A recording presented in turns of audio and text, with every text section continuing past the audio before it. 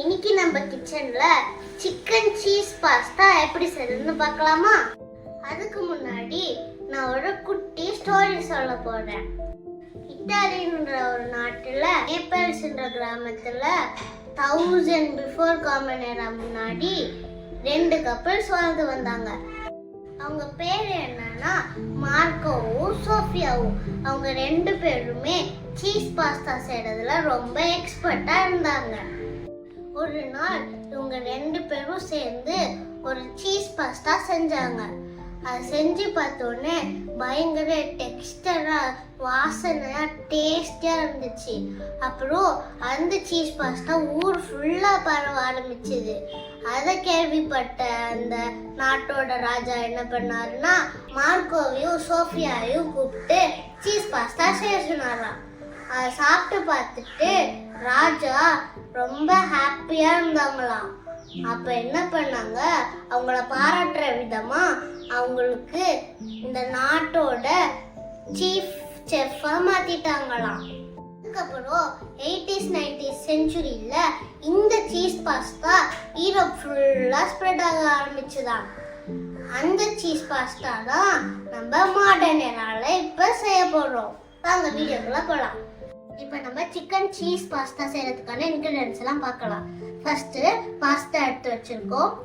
Next cheese எடுத்து வச்சிருக்கோம்.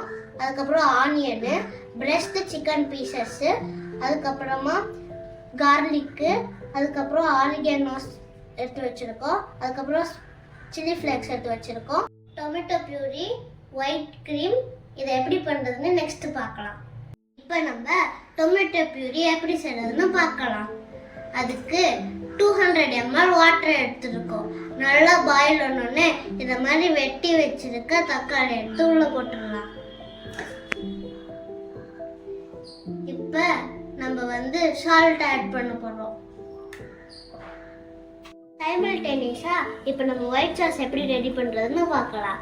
அதுக்கு ஃபர்ஸ்ட் 1 ஸ்பூன் பட்டர் எடுத்து போட்டிருக்கோம். அது நல்லா மெல்ட் ஆகி வந்ததுக்கு அப்புறம் நம்ம கார்ன்ஃப்ளவர் மாவு 1 ஸ்பூன் ஆட் பண்ண போறோம்.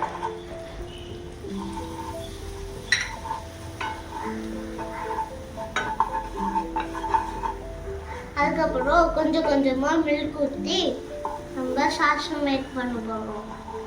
பாருங்க, ஒயிட் சாஸ் நல்லா க்ரீமியா ரெடி ஆகி வந்துட்டு இருக்கு. ஒயிட் சாஸ் நல்லா க்ரீமியா ரெடி ஆகி வந்துடுச்சு. இப்போ லைட்டா வாட்டர் ஆட் பண்ணிக்கோங்க. இதை மாதிரி ஒயிட் சாஸ்லாம் கடையிலே வாங்காம வீட்டிலே செஞ்சு நீங்க சாப்பிடலாம். இப்போ டொமேட்டோ நல்லா வெந்து வந்ததுக்கு பிறகு இந்த அவுட்டர் ஸ்கின் மட்டும் ரிமூவ் பண்ணி எடுத்துக்கலாம்.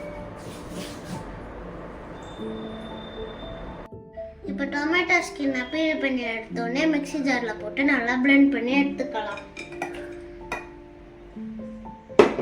கொஞ்சம் வாட்டர் ஆட் பண்ணிக்கலாம்.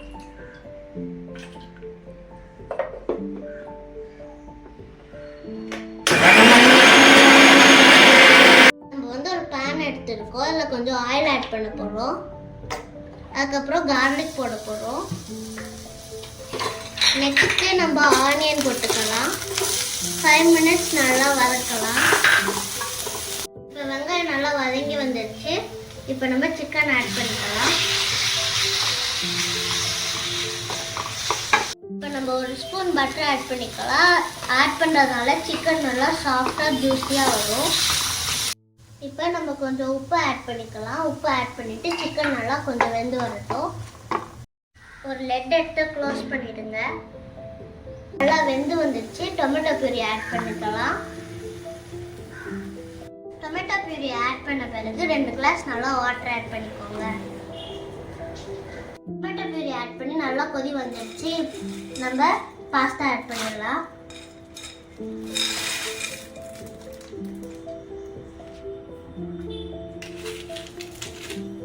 மீடியம் ஃப்ளேமில் வச்சுட்டு தேவையான அளவு உப்பு ஆட் பண்ணிக்கோங்க. இப்போ ஒரு லிட்டை வச்சு க்ளோஸ் பண்ணிடலாம். நல்லா வெந்து வரட்டும். இப்போ பாஸ்தா நல்லா வெந்து வந்துடுச்சு.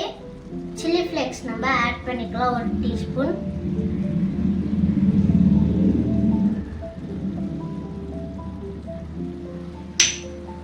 இப்போ ஒயிட் க்ரீம் ஆட் பண்ணிக்கலாம்.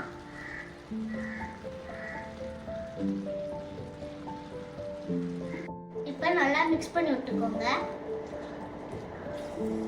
பாருங்க, ஜூஸியா ரொம்ப கலர்ஃபுல்லா பாஸ்தா வெந்து வந்துருச்சு. இப்போ நம்ம சீஸ் ஆட் பண்ணிக்கலாம்.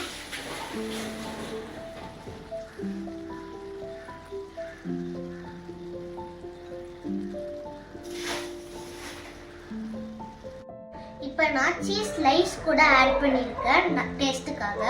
இப்போ ஆர்கானோ ஆட் பண்ணிக்கலாம்.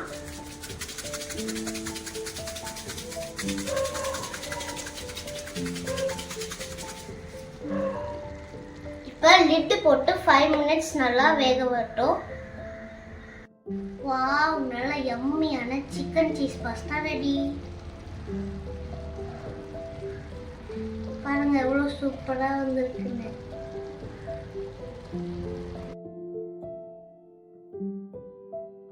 எல்லாருக்கும் இந்த சிக்கன் சீஸ் பாஸ்தா பிடிச்சிருக்கும்னு நினைக்கிறேன். அதனால நீங்க கண்டிப்பா செஞ்சு பார்க்கணும். நான் அடுத்த வீடியோல உங்களை பார்க்குறேன். எப்படி இருந்துச்சுன்னு மறக்காம கமெண்ட்ல சொல்லிடுங்க. பாய்.